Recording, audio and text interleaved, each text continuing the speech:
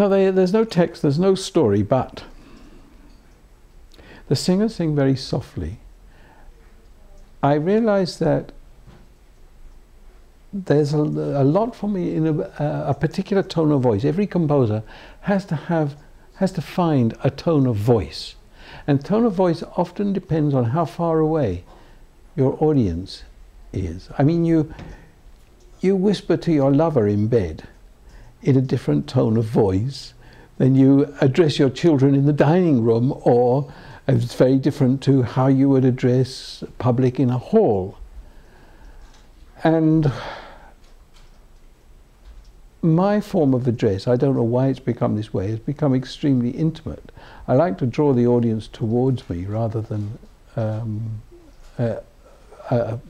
force things, project things out to them. But then, you know, the question is, you know, what are the singers doing? First of all, they have this tone of voice, this very intimate, almost whispering tone of voice. And that tone of voice, yes, I can say something about, because I know when the first idea for it came to me. I was in Ahmedabad in Western India. And I was just about to go to Ahmedabad. I was ready to go the next morning, and this terrible flood happened. The floods weren't in Gujarat, where Ahmedabad is, but in the neighboring state of Rajasthan. But this great quantity of water came down.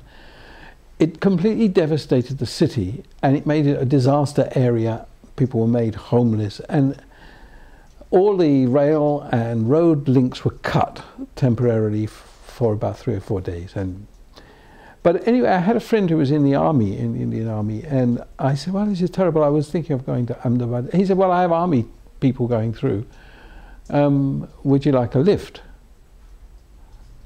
And I don't know what I thought I was going to do there. It wasn't anything as logical as that. I said yes. So I find myself in Ahmedabad. It's a very strange and eerie experience, because it was a tragedy. People had lost all their belongings. There were people who already were very impoverished. And there was one woman I spoke to, she'd lost her 4 children, her camel, and her house. And she was just left together with her husband.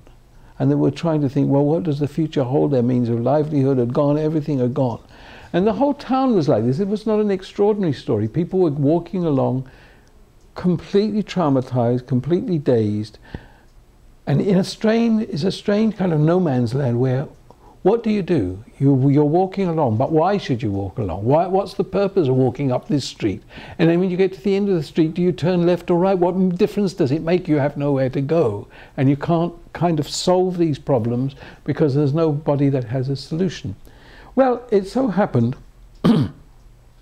that I saw this woman who was sitting in a shop doorway. And she was obviously in a bad way, and she had, as you know, so many people who are traumatized do they, she was sitting in a more or less womb-like position with her knees up under her chin, and she was swaying backwards and forwards, and she was humming to herself. And what she was humming was, I guess, a little folk song or popular song that she had inherited from her earliest childhood. I mean, we often do this. I mean, in the West, it's often hymns that we've learned, or something from our earliest memories. We bring out when she was singing them, but of course, she was not singing to anybody. She was hardly aware that she was singing at all, perhaps totally unconscious of the fact. She was doing it for her own self-comfort.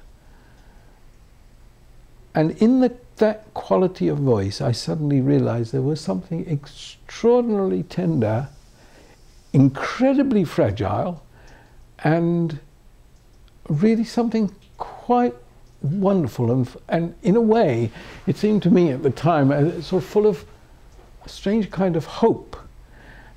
And that image of that woman singing was the beginning of the exploration of so much of my recent music. And I've come across that tone of voice in other situations on other continents. It's got nothing to do with culture or history or rich or poor. It's a state we all regress to in moments of extreme, of extremity. And I realized there was something to be explored musically in terms of this. So this, is to get back to your question, well, what are the singers doing? Yes, they're exploring. Of course, they can't explore this because they're not in that situation. But using that tone of voice for artistic means,